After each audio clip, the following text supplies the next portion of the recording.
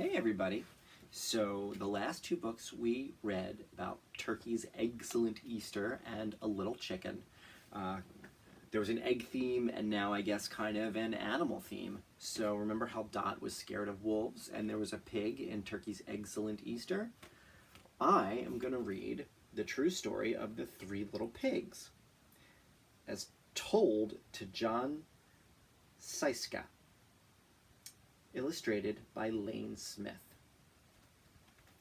Permission to read by Scholastic.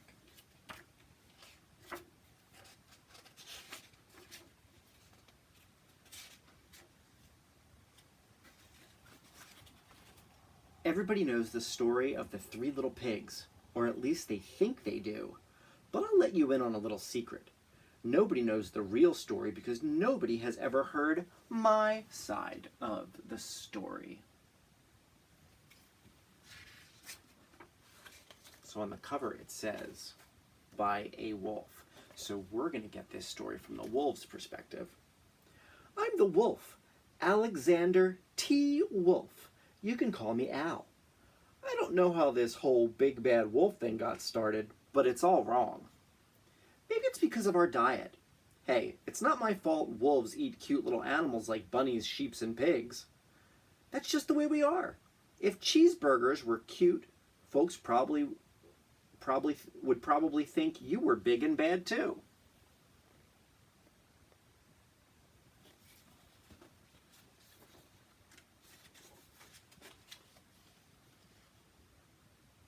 But like I was saying, the whole big bad wolf thing is all wrong. The real story is about a sneeze and a cup of sugar. This is the real story.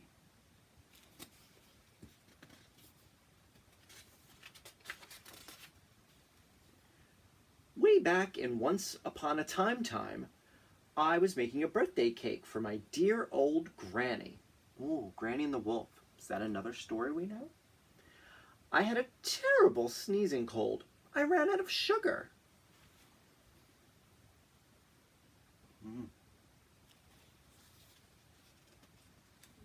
Cake looks a little suspicious.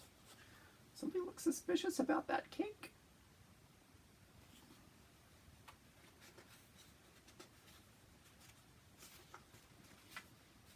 So I walked down the street to ask my neighbor for a cup of sugar. Now this neighbor was a pig, and he wasn't too bright either. He had built his whole house out of straw. Can you believe it? I mean, who in his right mind would build a house of straw? The wolf's not wrong about that.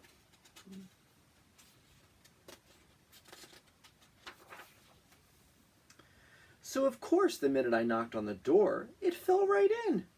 I didn't want to just walk into someone else's house, so I called, little pig, are you in?" No answer. I was just about to go home without the cup of sugar for my dear old Granny's birthday cake. That's when my nose started to itch. I felt a sneeze coming on. Well, I huffed and I snuffed.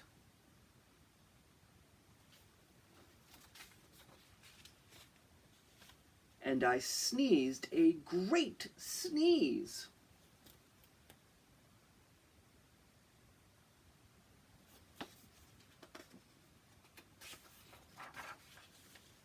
And you know what?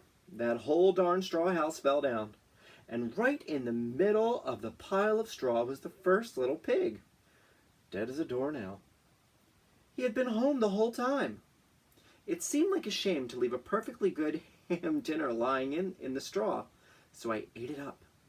Think of it as a big cheeseburger just lying there. This got dark.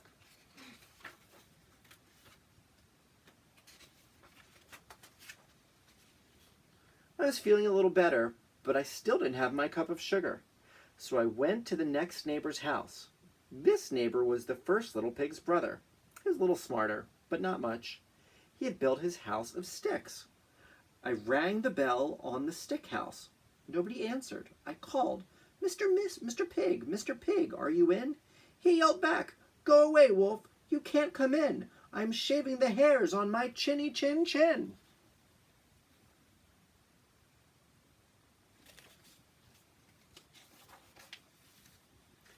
I had just grabbed the doorknob when I felt another sneeze coming on.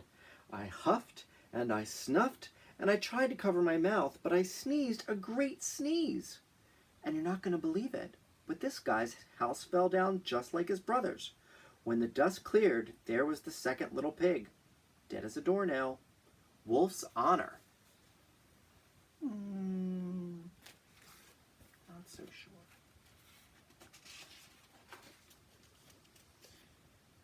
Now you know food will spoil if you just leave it out in the open, so I did the only thing that there was to do. I had dinner again. Think of it as a second helping. I was getting awfully full, but my cold was feeling a little better, and I still didn't have that cup of sugar from my dear old granny's birthday cake. So I went to the next house. This guy was the first and second little pig's brother. He must have been the brains of the family. He had built his house of bricks. I knocked on the brick house. No answer. I called, Mr. Pig, are you in? And do you know what that rude little porker answered? Get out of here, wolf. Don't bother me again.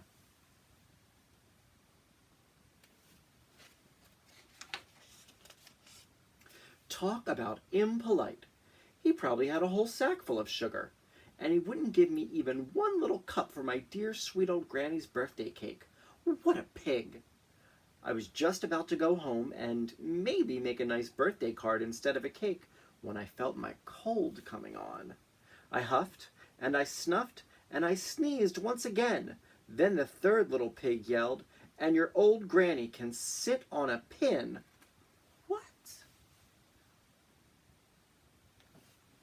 That's not very nice.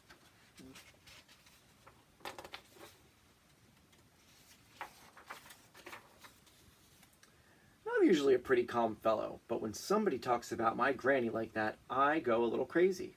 When the cops drove up, of course I was trying to break down this pig's door, and the whole time I was huffing and puffing and sneezing and making a real scene.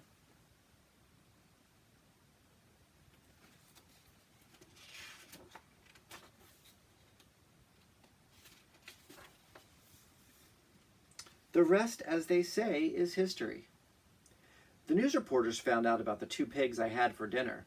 They figured a sick guy going to borrow a cup of sugar didn't sound very exciting, so they jazzed up the story with all of that huff and puff and blow your house down, and they made me the big bad wolf.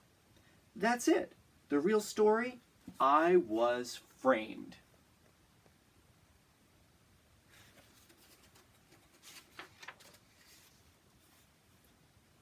But maybe you could loan me a cup of sugar.